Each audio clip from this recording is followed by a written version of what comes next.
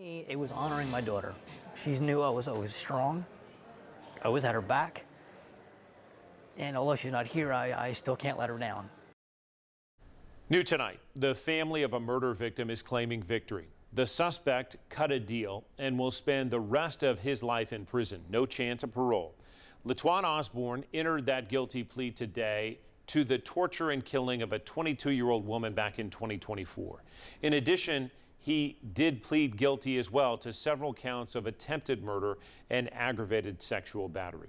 Reporter Marie Guzman spent more than a year covering the twists in this story, and she explains what the moments in court today were like for a family coping with a heartbreaking loss.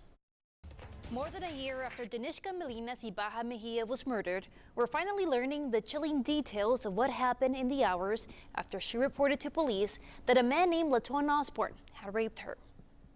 While sobbing with pain in her voice, that someone had drugged and raped her. At a wrenching Knox County court hearing, she is my only child and she was so young. There wasn't a dry eye in sight.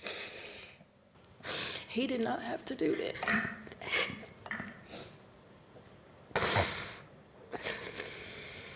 According to prosecutor Rachel Hill, LaTuan Osborne drugged and raped Danishka last April. 2 days after she reported rape to police, Osborne and 2 accomplices busted into Danishka's home. Ms. Mejia was begging for no one to be harmed. And prosecutors revealed Osborne forced Danishka to snort a mix of deadly drugs at gunpoint until she fell unconscious and died. Then observed Osborne take a garbage bag and tie it around Mejia's head. 2 of Danishka's surviving friends were with her the night of the murder, including a pregnant woman. After he made me watch her, he made me give her CPR. It made me feel like I had failed because I couldn't bring her back. I got shot in my hand twice. Osborne agreed to a plea in a move to avoid a harsher penalty.